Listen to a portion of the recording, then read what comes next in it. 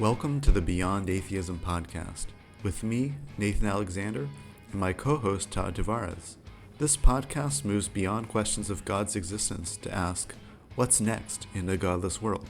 If you're enjoying the show so far, remember to like and subscribe, rate and review, and consider supporting us on Patreon. Beyond Atheism is produced and distributed by Atheist United Studios.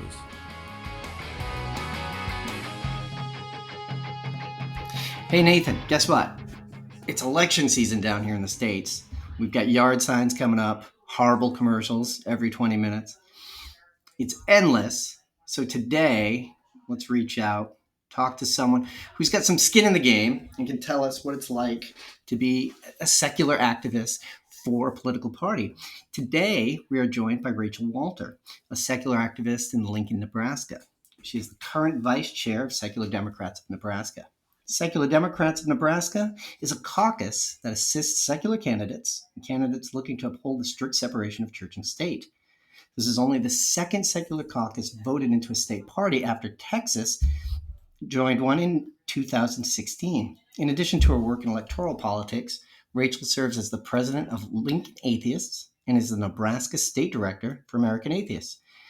She also fosters for a local animal rescue and has helped nearly 30 animals find their forever homes. She's adopted 3 Chihuahuas and 3 long-haired cats. Rachele, welcome to Beyond Atheism. Yes. Thank you. Such a fan. Yeah. Well, thank you. And I'm Awesome. 3 Chihuahuas. You must be a Yes. fan of Chihuahuas as well. What are their names? Well, so Pippa is a Chihuahua Australian cattle dog mix. So that's an odd mixture. And then Ruthie is a Chihuahua Dachshund mix that she was a retired breeder, and she came to stay with me and never left. And then Oswin is a purebred long-haired Chihuahua that was a rescue. Nobody claimed him. He was a stray dog. No one claimed him. I got him, and that's how I wound up with 3 Chihuahuas. If you'd asked me 10 years ago if I would ever have a Chihuahua, I had a Chow Chow and a Wolf mix. So no.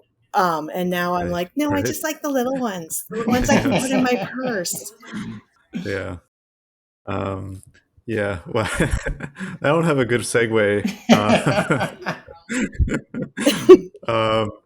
Well, I wanted to ask, I don't want to ask any softball questions here, so I have a really tough one for you Sure. to get things rolling.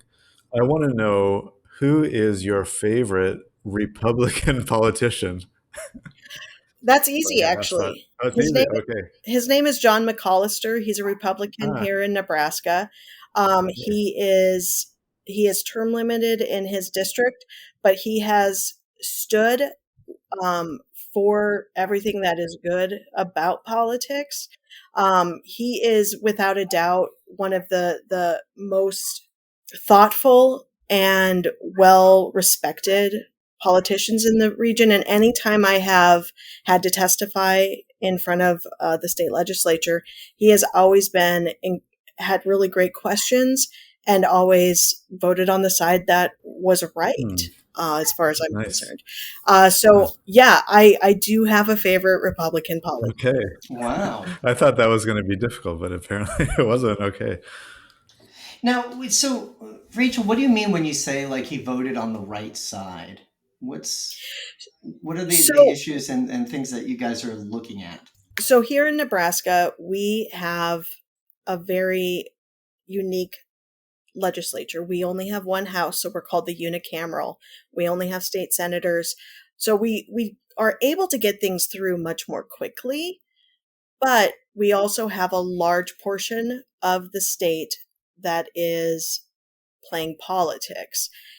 Instead of trying to do what's best and what's right for the people of Nebraska, they're trying to do what's best or what's right for their party to keep their party in power, not necessarily doing it based on getting the right kind of votes or the right kind of attention, but they're doing it in a way they gerrymander.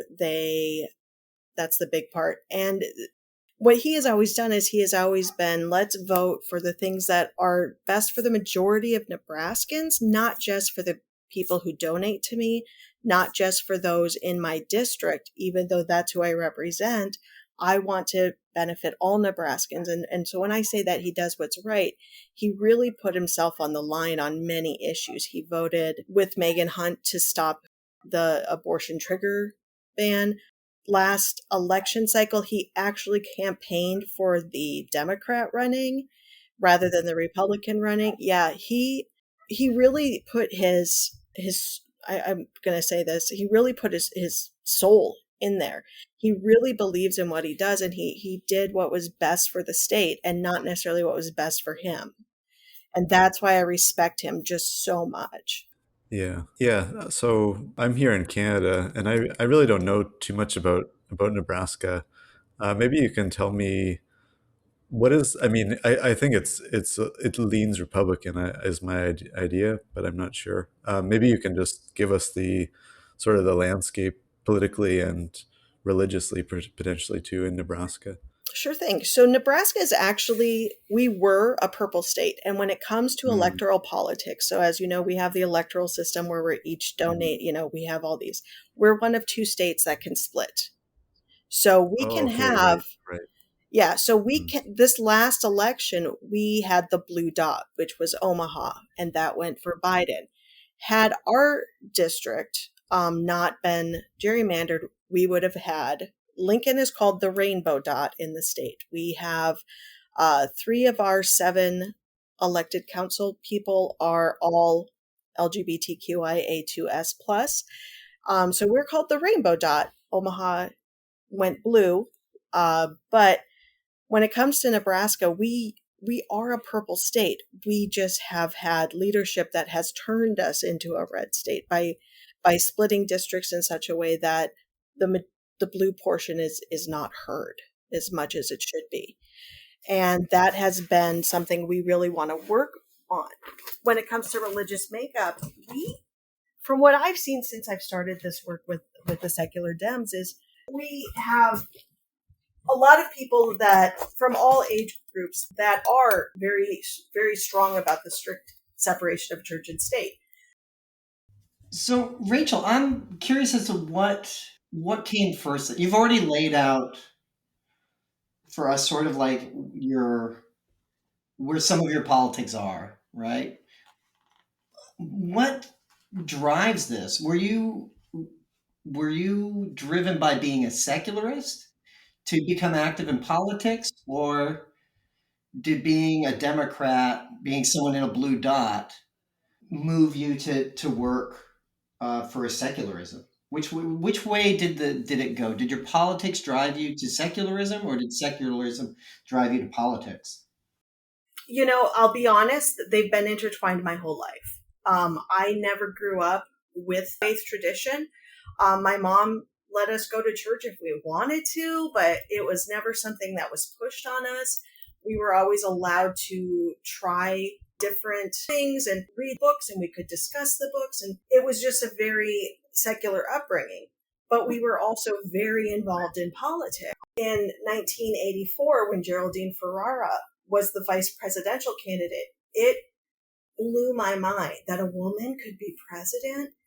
And when Mike Dukakis ran, my mom was very involved in the campaign. And so it's always been a part of my life. It's never not been. What really fired me up was when I found out how many people identify as non-religious in Congress. And, out of 550,000 elected positions in the country, we had less than 100. And that really lit a fire under me, because I saw the way the country was going. I saw how religion was so intertwined in politics and in government, and I could see the writing on the wall, and I had to do something. I couldn't just vote anymore. I had to be a part of the process and make it known that we are a huge part of this constituency. When you look at percentages, like Ryan Burge does great work, and when you look at self-identified nuns, we are 42% of the Democratic registered Democrats. And when you look at Republicans, it's 1 in 5. And so it's just shocking to me that we're not a louder voice in this. Well, this leads me to another question then, is that like, do you know what made that the important issue for you? Like that identification with like that we are so underrepresented? Because there are lots of things that it could have been instead, but is there something about the being an atheist, being godless, that caused you to gravitate towards we need to be better represented? This aspect is the thing that needs to be amplified and shown to the world.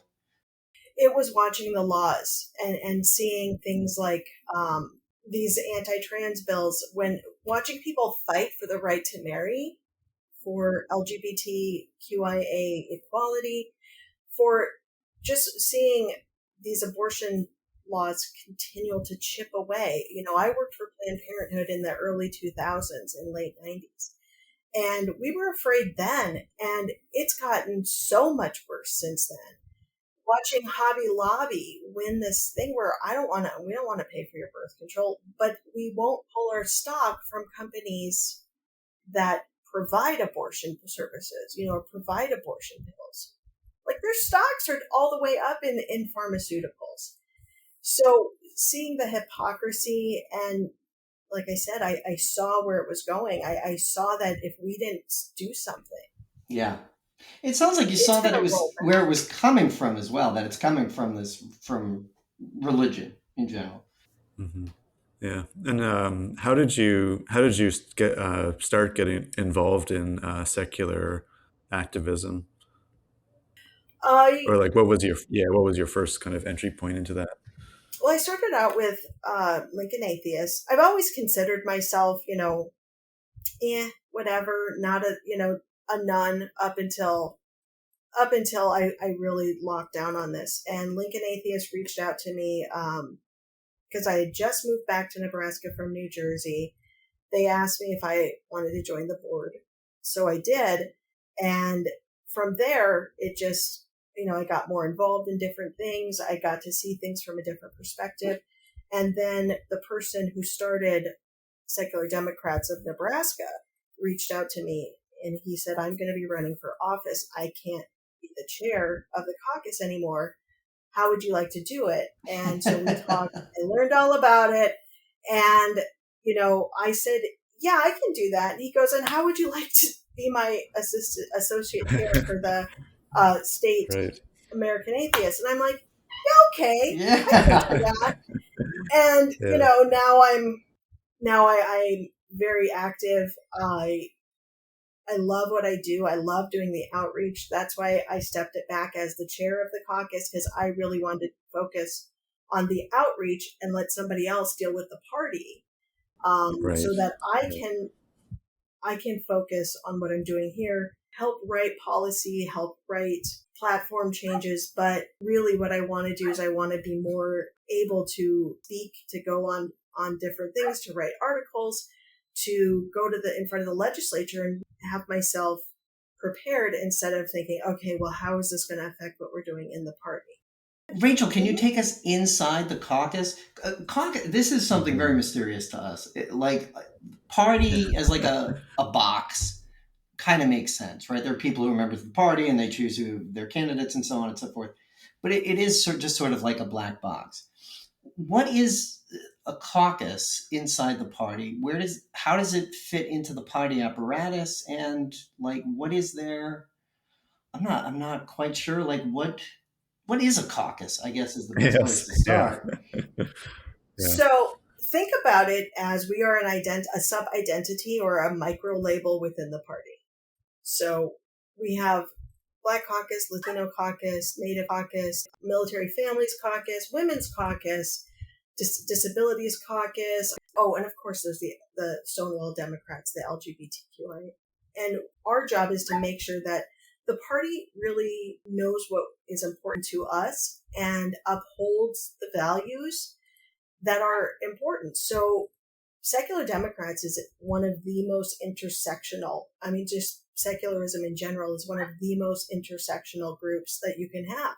There's no age, no gender, no sexuality, no race, no creed, no ability, everybody is included. Nobody is excluded. Except that as secular Democrats, we do exclude Republicans. Yes, Yeah. right, yes. But we invite people of all faith traditions as long as you want to see that separation of church and state. And we have Mm-hmm. former members of everything. So our constituency and what we believe intersects a lot with all these other groups. So we might write a platform resolution for inclusivity for those who are disabled because it affects our constituents. And what we're doing is we're just making sure that nothing is passed that is outside the realm. We would never say, yeah, we're all on board for a day of prayer. No, no, no, no. Right, If that party right. is proposing that, we are not on board with that. And luckily our party doesn't do that. But there are always going to be conflict. And Mm-hmm. so you also have to compromise and to listen to the other side and understand that, especially with religion, there is a personal response to it. So if you say, I don't want prayer, people feel that like a personal attack. In some ways, more so than they do if it's a different identity that you're saying you're not okay with. Because religion is indoctrinated, and for a lot of people, the only acceptance that they got from their other is because of their religion. So you may be of a different ethnicity and you didn't have acceptance for being that ethnicity, but because you went to the same church, they accepted you for that. And so I understand that, and I really try to take that into account when I'm bringing things up, because it is so personal. And for a lot of people who are already marginalized, it is the only thing that kept them as part of the whole instead of being othered. Yeah. But they don't, it sounds like you guys don't have religious caucuses in there. Is that correct? There's an interfaith caucus. And what's funny is I've spoken with many members, and there are a lot of atheist members in the interfaith caucus, just like in the DNC. Sarah Levin is one of the co-chairs of the DNC Interfaith Caucus. So we are hoping someday to have a secular caucus in the DNC. Does the secular caucus have much sway within the party, would you say? Or yeah, I mean, yeah, I'll just leave it at that. Yeah. That's a complicated question. Yes and no. We are known. We are well known. Right. But we're not always known for the right things. Like there are people who Okay. have Right. who have twisted the things that we've said because again it's a personal issue. But I would say that we're getting there. I would say that with the work we've been doing, showing how much we really are helping candidates, like we don't have the funding to put up billboards or to put out postcards, but we have the manpower. And I myself have written almost 200 postcards this election, and I have another 150 sitting here for me to do before November 8th. Hopefully I'll get them done the next 2 weeks. But we are trying everything we can to help those that we know are, if not secular, they are at least trying to keep that separation of church and state and prevent the encroachment of religion from further invading our politics here in Nebraska. Mm. So is that mostly, when you think about secular Democrats, one of the things we've run into in this podcast and we've discovered as kind of a general issue is secular is a great word that people love to use, but it gets kind of watery at times. It can mean a lot of different things. In some cases, it means like a very hard. It can mean everything between like militant atheism to accommodation, where like you just allow religious groups total separation, do whatever the hell they want, and as long as they don't take state money, that's fine. Where do secular Democrats have a sort of guiding principle as to what is secular and what secularism should look like? Have you ever made it explicit, like what your position is? Our position when it comes to politics is secular is the separation of church and state. We want the government to be without religion. That does not mean that religion does not exist. It's just in this space, it does not have a place. So I liken it to a public library or a park. Those are secular spaces. Anybody of any faith can go. If you want to pray, you can do it on your own. But if the librarian tells you before you can check out this book, You have to make an offering to Thor. Let's revisit that. So that's how I want our government. I don't want there to be a chaplain making a invocation. I don't want there to be moments of silence that are really only there to take the place of a Christian prayer, because Christians pray in silence. Other religions don't necessarily do that. I don't want my politicians invoking God when Beto O'Rourke said, "Be kind to each other," and said, "God bless America" or "God bless Texas." I cannot tell you how many of us were on there going, "Did you see that? Did you see that we were finally included?" By not explicitly saying God or "In God we trust" or whatever you want to say, we were finally included. And that's something that a lot of people don't understand. When our politicians are constantly speaking on a higher power and God bless the military and God bless this and bless God, whatever, it's really a turnoff, because you're saying "except you." Yeah. Right. Oh, yeah. Yeah, exactly. Yeah. Yeah. Oh, so what are some of the things that you've been trying to get into the party platform then that reflect this? So we actually have had some success. We did put in there that there would be no promotion of religion, but we also work with a lot of candidates and the county parties, and I've helped them change their language. It's just minor changes, Mm-hmm. changing from freedom of religion to freedom of and freedom from religion. Mm. Minor change, not a big deal, but it changes everything for a secular person. Yeah.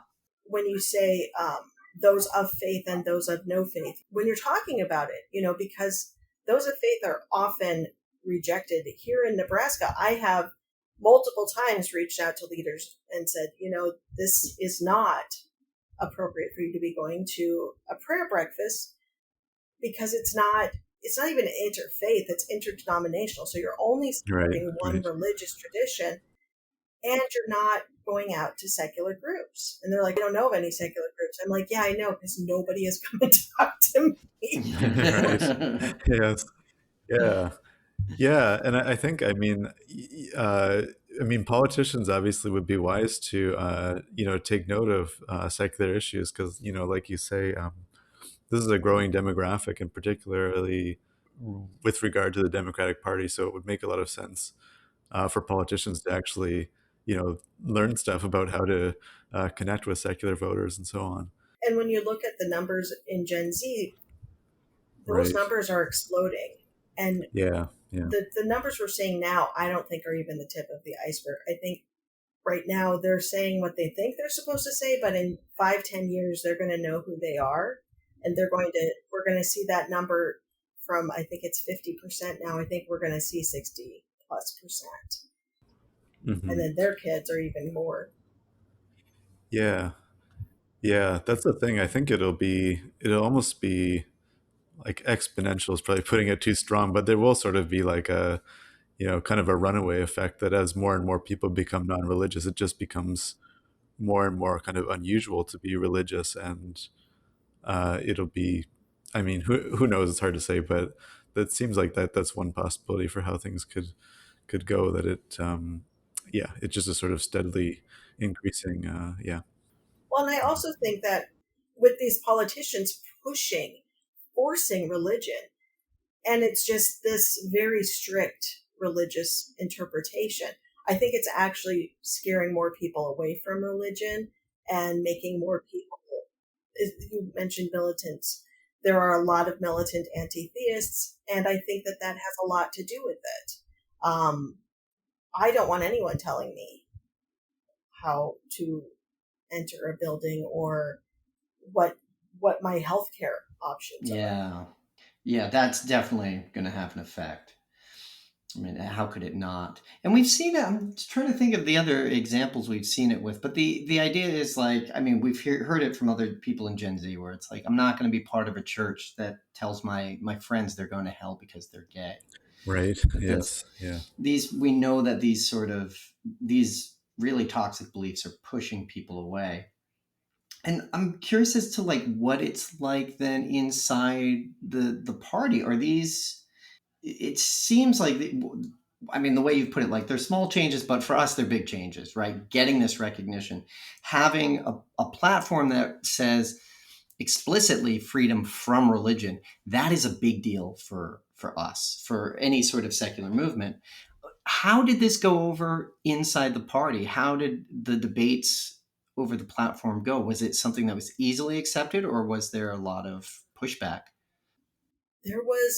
I don't remember there being any pushback, honestly. I think I think that we had worked pretty diligently and had explained our position, and there wasn't any pushback on that change in the Plank language. There has been pushback when we've asked for there not to be a prayer before the meetings. So now we did a compromise on that, where there are the prayer room, there's the secular room, and then there's the nothing room. And you decide where you want to go. And it's not perfect, but it is something. It's not, you guys go sit out in the hall while we pray, or, just do write on your notebook, just ignore us. And it's, at least we're acknowledging that there's a space that needs to happen. And where it's allowed to happen. So, Rachel, what other goals do you guys have for the platform, and what are you looking for in candidates? So what we look for in candidates, when it comes to endorsements, we have made a decision at this point only to endorse those who are outwardly and out about being secular. That is going to be changing. We are writing an endorsement questionnaire type thing, because we want to be able to endorse and put our power behind them. What we really do is we are standing up for those who have a strong policy that helps the majority of our constituents. So those with a strong LGBTQI plank, those who are going to fight for public education, those who are going to fight for reproductive rights and fight for healthcare, Medicare for all those kinds of things, but really those who are putting Nebraska first.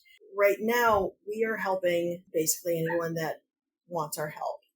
There are candidates who have told us they don't want our help, and that's understandable. But on the other hand, you don't know how many people in your district are on the down low about being an atheist, Right. Yes. Yeah. We know that there are so many people in different communities who fake a religiosity in order to continue being part of their community. So it's one of those things where, I will be honest, I did not expect us to be where we are today for another 2 to 3 years. I was not expecting us to have this much positive feedback from candidates and from different party officials. I had put it on my calendar for 5 to 7 years.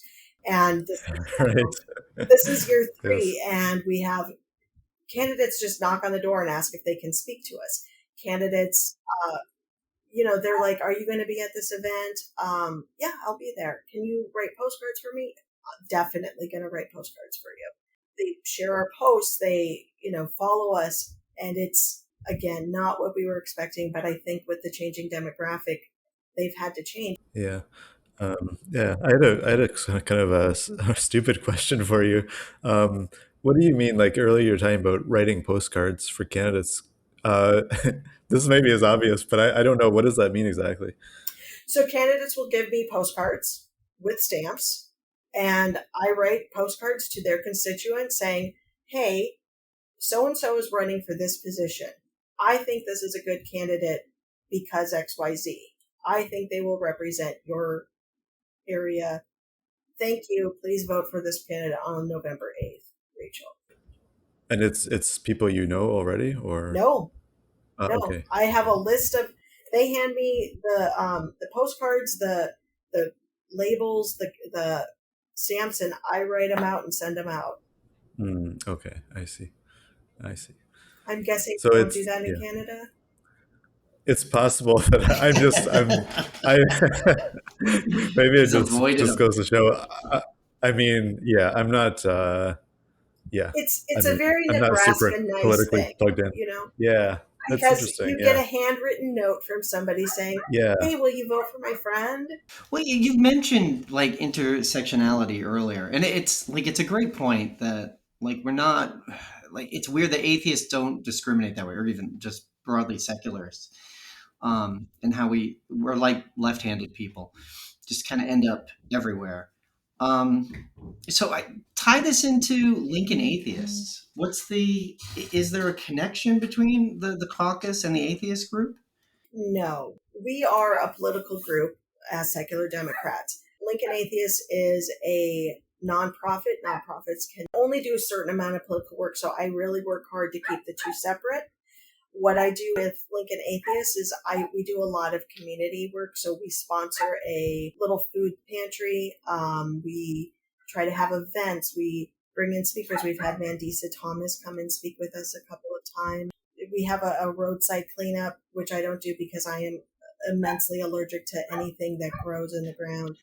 Right. But, we work hard just to let other folks know, hey, we're here. And we're here for you. And also, let's go and hit up the game night down at the local gaming pub. And that's a community.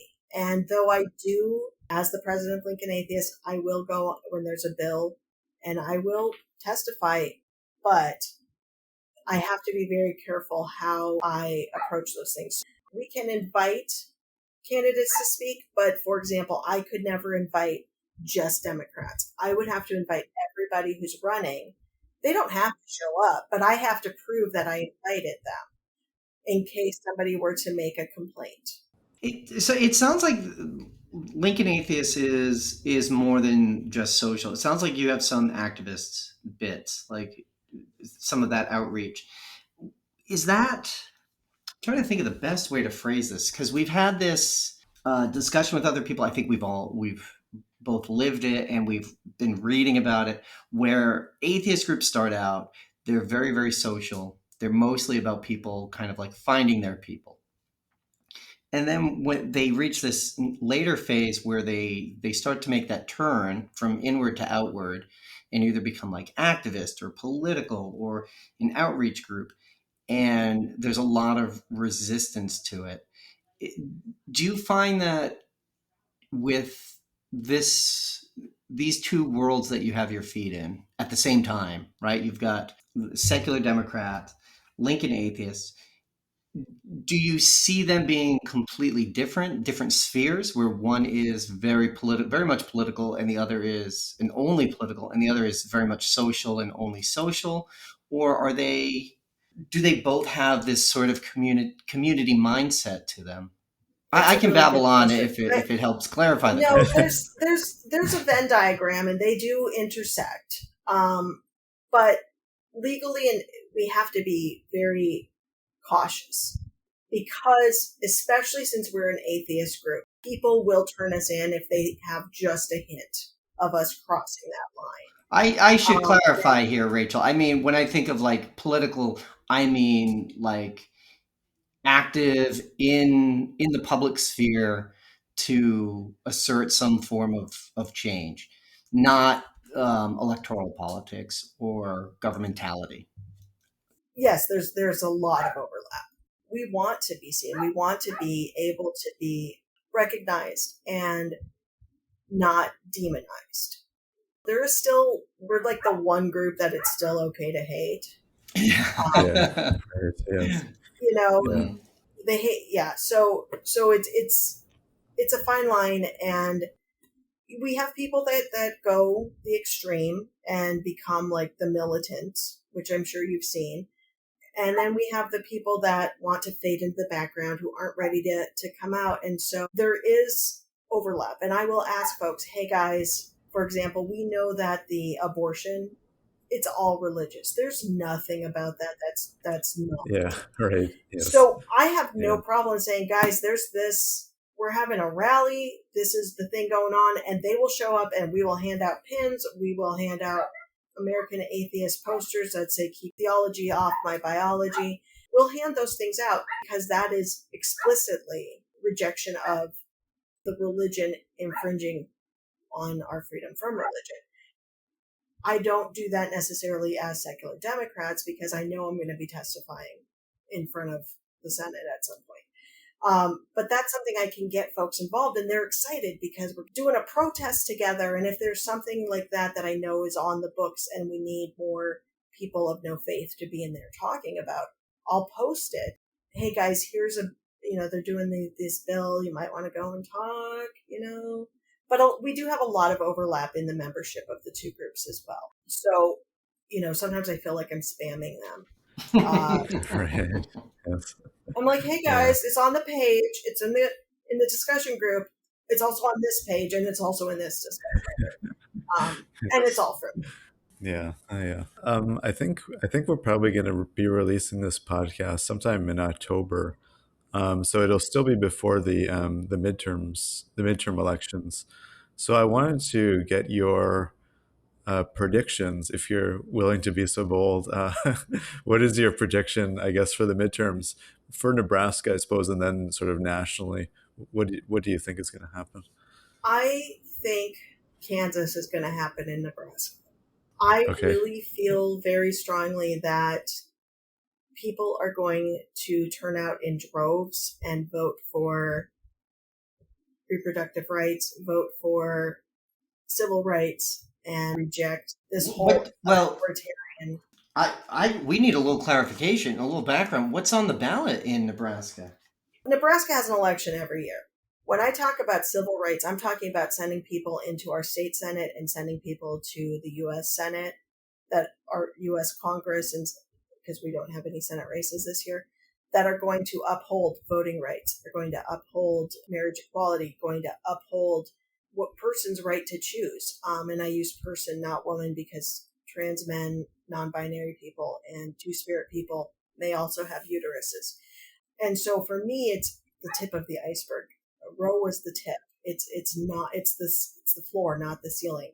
They're going to go after all these other things. So we have to make sure that Roe is codified.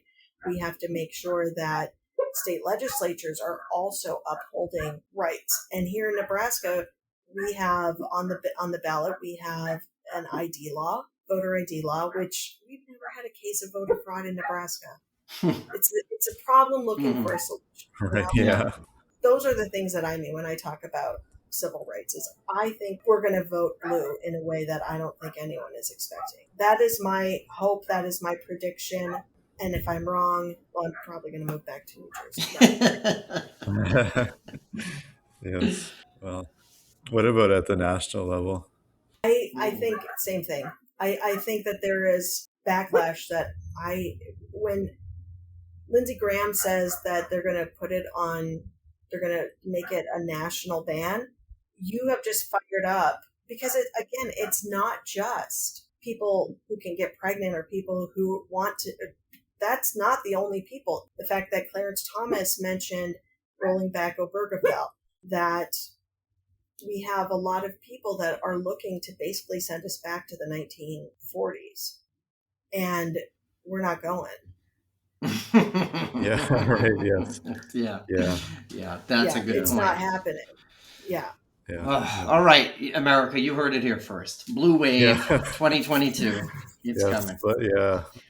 Let us hope. Yeah. All right. Yeah. From your lips to God's ears, as they say. You mean dog's ears? My dogs. Yeah. Dogs. Yes. Yeah. All right, Rachel, we're going to move on to the lightning round. Very high stakes. There's no wrong answer. There are an infinite number of right answers. It's called Can a True Atheist? And in this, we give you a simple prompt, and you can answer yes or no, and feel free to elucidate as much as you need to. So First one's really simple. Rachel, can a true atheist believe in God? No. Okay. All right, easy. There we go. Okay. They're all that easy. Oh, good. Yeah. Okay. Let's see about this one. Can a true atheist go to church? Yes. And it's because, again, there's a lot of people who grew up with it, and it's a calming kind of thing. I know a woman in her 60s does not believe in God, but finds relaxation in the tradition and in the pomp and circumstance of it. She really loves the Catholic traditions. She thinks they're ridiculous, but she finds them calming when she's having a thing. Me, there are things that I do that I grew up with. We had a lot of woo kind of things, so I still have I always have a broom hanging above my door. I don't even know why, but I do. When I'm feeling super stressed, I'm like, I need to burn some sage. It's all mental. For me, that calms me down because that's what we did. That's what centered me as a child. And also, there are the people who can't be out about being an atheist. So they go to church so that they can still be part of their community. They're not ready to say goodbye, Yeah. Okay. Can a true atheist read a ghost story and get scared by it? Yeah. I mean, I read alien stories. It doesn't mean that I think they're actually there.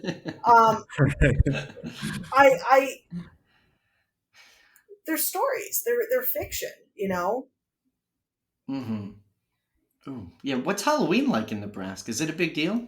Yeah. Oh yeah, it's a big deal. I'm so excited. I have like 3 parties, and it's like the only time I get stoked. I'm like, it's my favorite holiday. Right. It's gonna be awesome. I'm going as Miss Marvel this year. Okay. All right. Okay. Can a true atheist date someone who is religious? I mean, a true atheist can do whatever they want. If they want to date someone religious, go for it. Do I think it's going to work? Not my place. But no. Yeah. How about this? Can a true atheist be apolitical?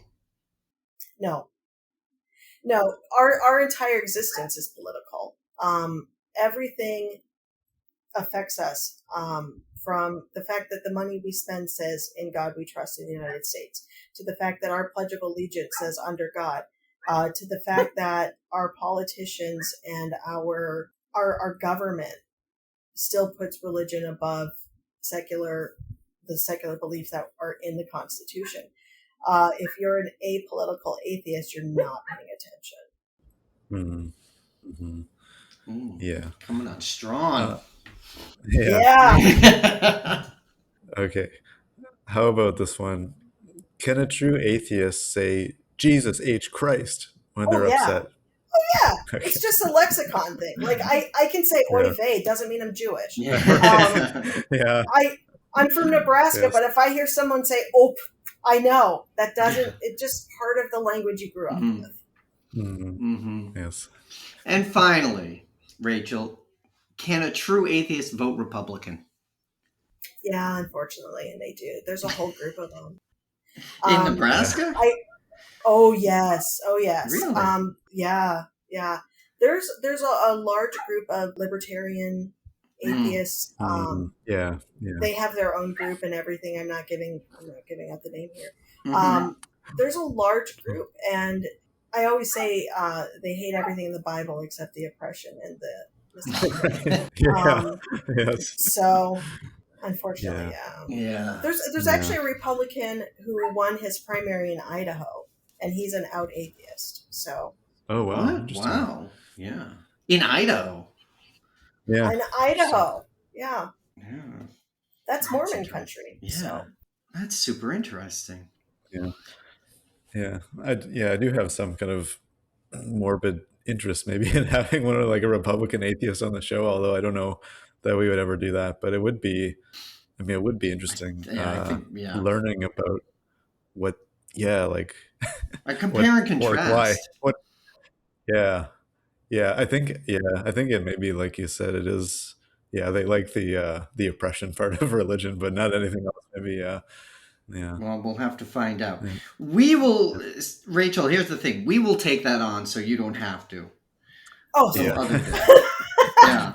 Well, and the truth is I would honestly love for there to be a secular Republicans of America, because I think when it comes right down to it, we probably have more in common than we don't.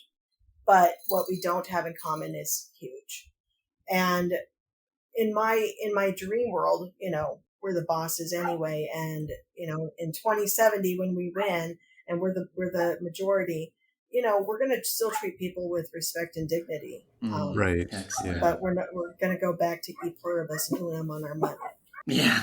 Yeah, right. Yeah. Yes. That's definitely a big part of the dream. Well, Rachel, I think the secular Democrats of Nebraska are going to be part of that. How do people get in touch with you? How do they find you? What do they need to know? Well, right now we are redoing our website. The website we have right now, please don't go to our security thing.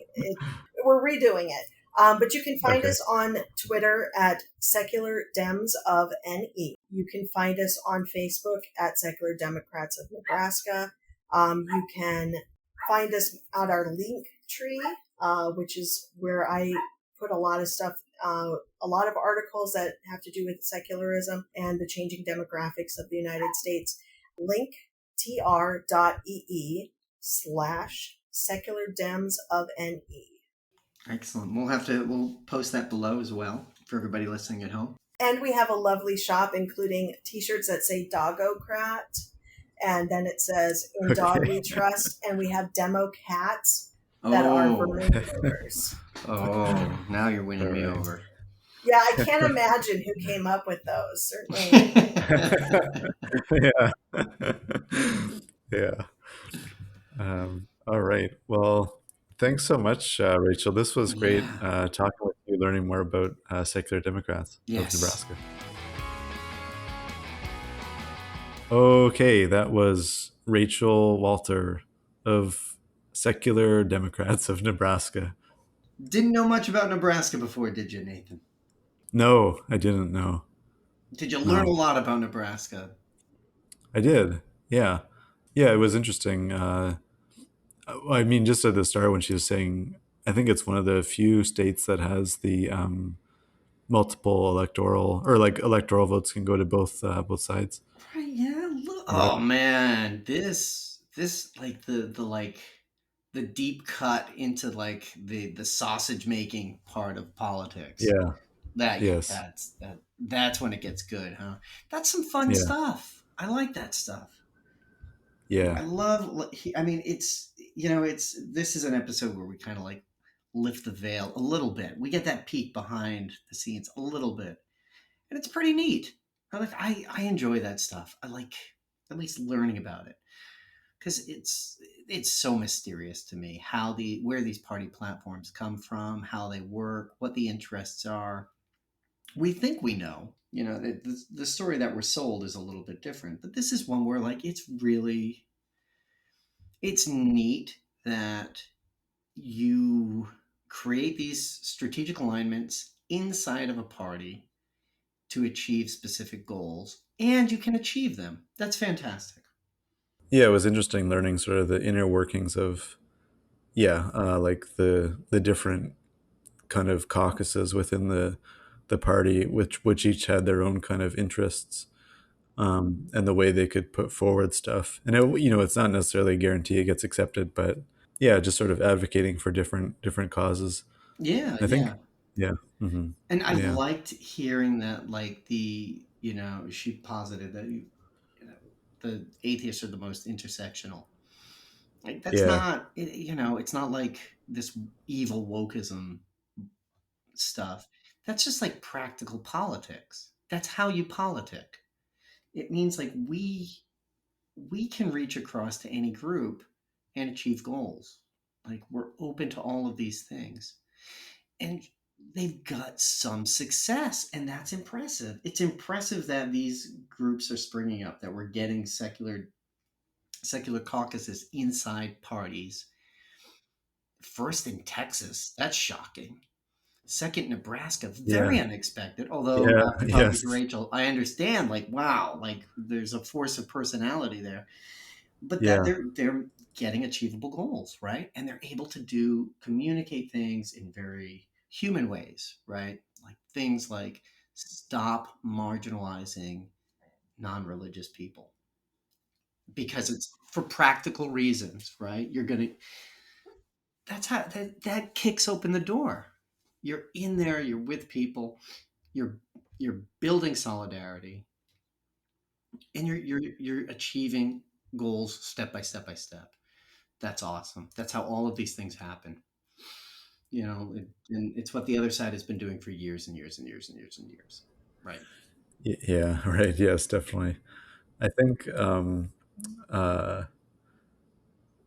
I think that it's also, politicians, maybe they don't, maybe they even want to reach out to secular voters, but they don't know, like, they don't know how, or whatever. And it's like, I think, she mentioned a couple of simple things, like talking about freedom of religion and from religion as well, like people of all faiths and none, like adding that in, just stuff that, like, you know it just signals to secular people, like, oh yeah, like you're including us as well. And I think, there wouldn't be any reason why like a politician really wouldn't want to do that. I don't think. I mean, unless, unless they're really courting the sort of hardcore Christian vote or whatever. But just like simple stuff, and then once they realize it, then it's like, oh, okay, um, it seems obvious, and then yeah, then you've got their ear for other things too. So Yeah, yeah, that's a great point, Nathan, because like we one of the things we noticed in 2020 was that, like, you look at the non-religious as a block, they're huge. It's now about 30% of the country, and it votes solidly Democrat. I'm talking like 80 to 90%. So for anybody to, like, even if they are religious, if they want to win, there's a massive amount of power there that they have to go to. They have to court the nuns, they have to court people who are godless. That's important. We're an important block. And this is a case where we see that power being leveraged, right, to get our demands, which are not unreasonable. Yeah. yeah, and I think it's like our demands are beneficial for other people too. Like, I mean, it's not as though atheist groups are trying to get power so that they can force atheism upon everyone else. It's Yeah. like, you know, we really wouldn't want that. I mean, to happen.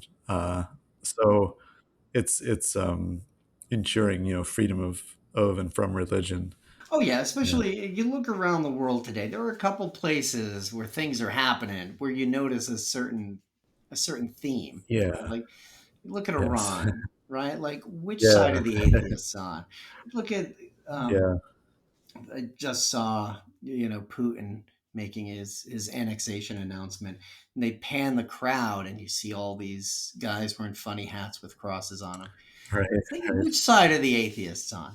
We know which side they're on, right? Like, yeah, it's the political dynamic is the same here, right? If you want greater freedom, you want your individual liberty, you know where it's at. We're not the ones making crazy impositions denying people medical care.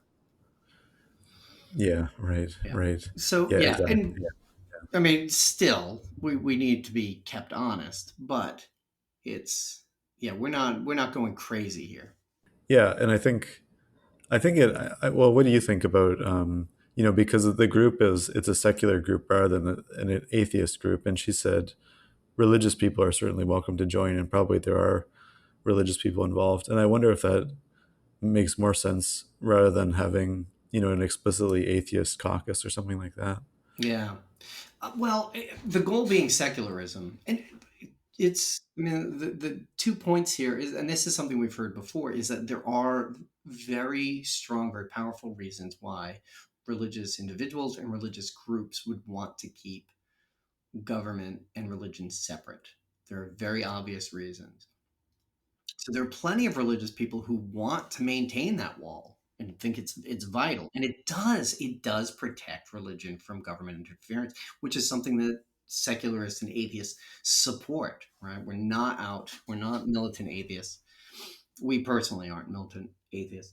We're not out to use state power to abolish religion. Right? So, like, yeah, we want to preserve that firewall as much as possible. Um, the other thing about that, though, is like and Rachel's a great example where she's there are these two spheres that she recognizes where there is this sort of political in terms of electoral politics, in terms of statecraft, in terms of policy, in terms of creating laws, deciding where funding goes. That's done in this very secular way. And then there's this very social part that's atheistic. And that's where atheists get together and do atheist things. And that's like, we didn't explore that cleavage very much, but it makes sense, and we can see it and we understand it in the same way we would understand someone who is very, very pious and religious at home in the church, and then in public, not a fundamentalist, not preaching, not proselytizing. Yeah. Right. Yeah. So we like, it's a great demonstration of how these attitudes are balanced, right? Where do you have the anti-religious rant about the Bible, and where do you have a discussion That's about right. appropriateness of public displays, right? Yeah, They're that's true. two different realms, and it's amazing that she lives it. She lives it so clearly, and she's able to define I can't do this here, and I can do that there, and these two worlds should never mix. Right. It's a great balancing act. Yeah. And I think also partly, I think she was saying, there's partly just sort of legal or tax reasons or whatever for that too. And I think she was also saying that atheist or secular left-wing groups need to be especially careful, or more careful than right-wing groups too. It's really interesting. Yeah. And I mean, there's a lot of that. There's all those considerations. There's the legal, financial, ethical, moral, but it's how do we balance that life? Life is messy. Life is complicated, but it doesn't mean it's complete disorder. There are ways that not only do we impose this order on it, but ways that we can structure it to maintain some clarity. Yeah, it's awesome. I mean, and the stuff, talking to people who are super involved at this level is so awesome. And the way she talks about how she deals with things like, when a bill comes up that she doesn't like, I love hearing that. You can hear more about it that's in the bonus stuff. I think she talks about her communications with Kamala Harris. That's good stuff to know. And she makes it sound so easy. And really it's just people getting together, working for a common cause. Many hands make light work, Nathan. Yes. Yeah. Yep. And I think, especially at the more sort of local and state levels. I imagine Nebraska is a fairly small state too, so individuals can have greater impact, perhaps. Well, Nathan, you're from Canada, so you know about how small things can be very, very big. That is a good point. Yes. Yeah, that's true. Yes. Yeah. Any final thoughts on it, Nathan? No, just that it was really nice chatting with Rachel, and we hope that her prediction for the midterms comes true. Yeah. I hope she keeps succeeding with what the agenda they put forward. It makes a lot of sense, and it seems so attainable and so practical when she discusses it. It's really great having her on. Great conversation. Check out the Secular Democrats. Check it out in your state if you happen to be a Democrat, if you happen to be an American. And as always, like if there isn't one, just form it, found it, just show up. That's the thing one of the main themes that comes across with everybody we talk to. It's like, well, I just showed up, and people called me. Yeah. Rachel has that a lot. She's like, oh yeah, exactly. This guy called me. It's like, what are you talking about? And then he said, do you want to do this? Do you want to do that, Ralph? Great. That's amazing. Yeah. Yep. All right. So we want to, I guess, say thank you to our Patreon supporters and always to the audience, of course, for listening, and supporting us. Yep. Keep the tweets coming. Keep the ideas coming. We love hearing your feedback. Love hearing from you guys.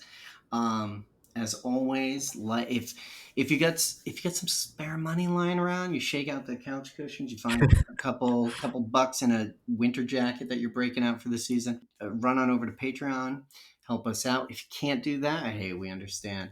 But like and subscribe. Every like helps. Every subscription helps. That way you don't miss a single episode. And I think that's it. Hey, Nathan, we've since moved homes. We're now Yes. produced in association with Atheist United Studios. We are. We are. Yes, So we're check glad them to out. be a part of that. Yes.